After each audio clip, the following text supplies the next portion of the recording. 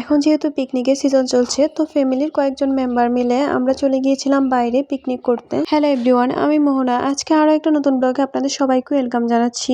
এটা ছিল পিকনিকের দিন। সকালবেলা উঠেই প্রথমে সকালের নাস্তাটা করে নিয়েছি। তো সকালবেলা ঘুম থেকে ওঠার পরে এক কাপ চা না খেলে আমি যেন কোনো কাজই করতে পারি না। তো এক কাপ চা খেয়েই লেগে গিয়েছিলাম কাজে। আজকে যেহেতু সারাদিনের নামে বের হবো, সেজন্য সকাল 6টার সময় উঠে গিয়েছিলাম, কেননা বাসাটা একদম গুছিয়ে না গেলে বাইরে যেও যেন শান্তি পাওয়া যায় না। এদিকে প্রথমেই বিছানাগুলো ঝেড়ে তারপর রুম সবগুলো ঝাড়ু দিয়ে ঘরগুলো মুছে নিয়েছি। মোটামুটি সবগুলো রুমই গুছানো শেষ আমার। এরপর কিছু কাপড় ছিল, সেগুলো ধুয়ে বাইরে শুকিয়ে দিয়েছি।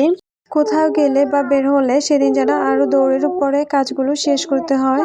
ওইদিকে কাজ শেষ করে বাচ্চারা উঠে গিয়েছে, তো ওদেরকে প্রথমে গোসল করিয়ে নিব, এরপর নাস্তা করিয়ে নিব। নাস্তা শেষ করে সবাই রেডি হয়ে বের হয়ে গিয়েছিলাম। প্রথমেই যাব বাবার বাসায়। যে দেখি সবকিছুই মোটামুটি রেডি করে ফেলেছে।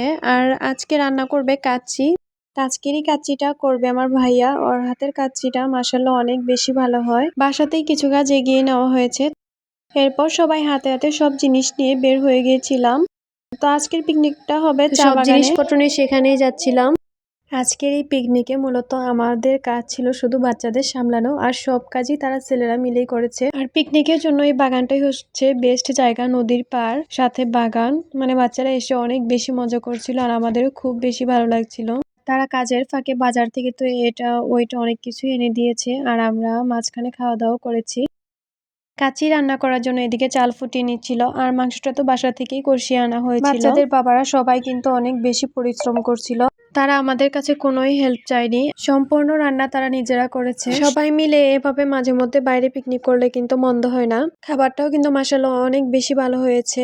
অনেক অনেক থ্যাঙ্কস আপনাদের। আপনারা এত সুন্দর করে এবং এত মজার খাবার রান্না করে আমাদেরকে খাওয়ানোর জন্য, আর এত সুন্দর একটা দিন উপহার দেওয়ার জন্য। সব মিলিয়ে দিনটা অনেক বেশি ভালো কেটেছে।